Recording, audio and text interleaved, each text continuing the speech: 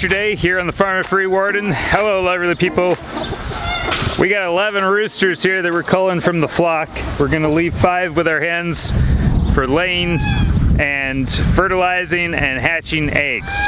So we got to get these guys all butchered and processed up. So the steps that we like to follow when we're butchering is gather our chickens up, get out the plucker, get water in the scalder and heating for the scalding process. We like to have a setup somewhere where all the chickens are butchered. The thing that takes the longest is getting the scalding water up to scalding temperature. So I'm gonna go ahead, get that going so that we can get this whole process running here. So the first thing that we need is a place that's out of the wind. That's gonna be right here in front of this door. Got our trusty scalding pan here. I just need to get that cleaned out and then we'll be able to fill it with water and get it heated up. What we use for a scalder is a big pot over top a propane burner. So I'm gonna get this propane burner lit and then we're gonna get the pot on there, fill it up with water.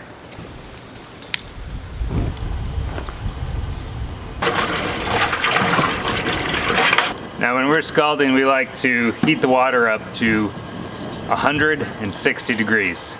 Don't mess around with 140, 145, 150, you're getting a little closer there. We don't scald anything under 150 degrees. It's just not worth it. It makes it to be a huge hassle and mess to try to get those feathers out. Just crank it up to 160, keep it there, and you're gonna be scalding a lot faster. And you're gonna be getting those feathers out a lot easier. Just get the water up to 160 degrees, you're gonna be just fine. And your chickens are gonna be just fine. We've done over 100 chickens that way. Every single one of them was just fine. It didn't burn the skin, it didn't cook the meat. Now I suppose if you drop your chicken in there and you leave it for, 2 minutes, 3 minutes, then yeah, you're cooking your chicken, but for the 30 seconds that they're in there, that we're sloshing them around and we're getting those feathers all good and saturated with water and right down to the skin, those 30 seconds, it's not gonna cook a chicken's skin. This was one of the big learning curves for us, and until I just cranked that thing up, I said, you know what, I'm gonna ignore the information that I've seen online from small-time chicken butchers who are just doing it on the side at home, and I'm gonna ignore that. I'm gonna crank it up to 160. It went so much faster, so much easier. If you wanna try at 145, that's fine, it's your time. You can waste all the time you want, but we don't do that anymore. I might be a little passionate about this. I might sound a little, almost like I'm upset, but I'm not. I'm excited to be able to share this with you because it's gonna save you time, it's gonna save you money, and it's gonna save you a whole bunch of grief and a bunch of headaches. So I use a Grill Pro digital thermometer. Makes it real nice and easy to track that temperature. It has a little alarm that goes off once it gets up to temperature so that we know that the water is hot enough.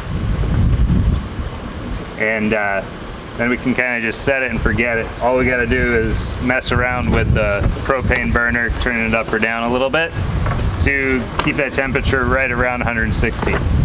Now you don't want to go over 160, I have, and in that case you do see a little bit of a difference, but right around 160 you should be good. If you get much over 161, 162, now you're going to have a problem. Alright, so while we're waiting for that to finish heating up, we're going to take the time that we have to build a little chicken butchering station.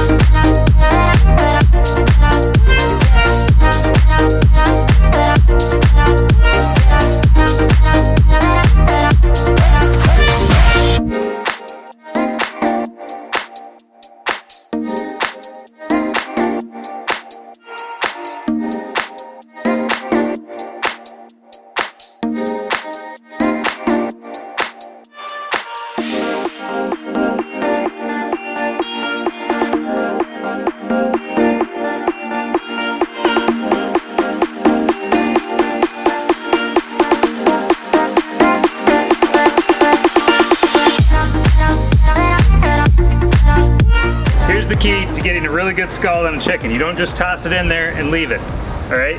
First of all, you're gonna get all the feathers saturated, which means you're gonna have to possibly get a little wet. So make sure, unless you don't care like me about getting wet, make sure you've got some kind of rubber apron on or something to protect you from the water. But it is hot, it is gonna splash on you, and that's gonna burn. So if you mind that, then you better wear a rubber apron. Now, if I was doing this all day long, sure I'd do that, but anyway. You gotta get them saturated, right? So now, you got water. No, we don't have water all the way down to the back feathers. So we're gonna keep going like that. Get those feathers nice and saturated. All right, now we've got water all the way down to the back. That's hot. Now we're gonna put them in there. Now we're gonna start our count. So 30 seconds.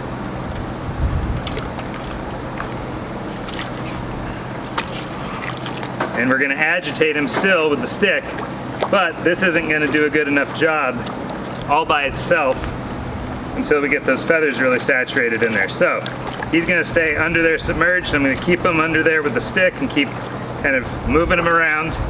And that's been about 30 seconds now, I believe. Close enough, we're gonna pull him out.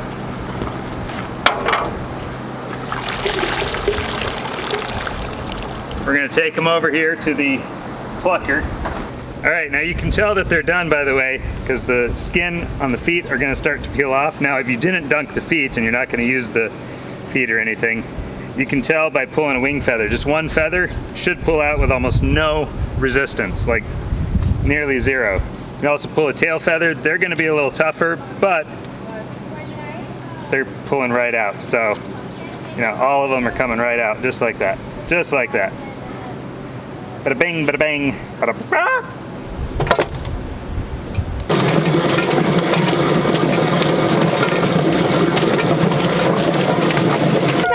All right, then we go 30 seconds or so in there. You know, 15, 20, 30 seconds. You'll know once your chickens start to tear some skin that you've done it too long. Otherwise, you know, we've got a little tiny bit of bruising here. That's not a big deal. Little tiny bit of skin bruising isn't gonna hurt it. And we are gonna have just a few feathers inside the wings left on there. And sometimes on the tail. We got some feathers on the tail left on there. Not a big deal to just pull those off. That can be a kid's job if you got kids that butcher with you. Anyway, I'm gonna leave the rest of the feathers for a child to finish pulling out.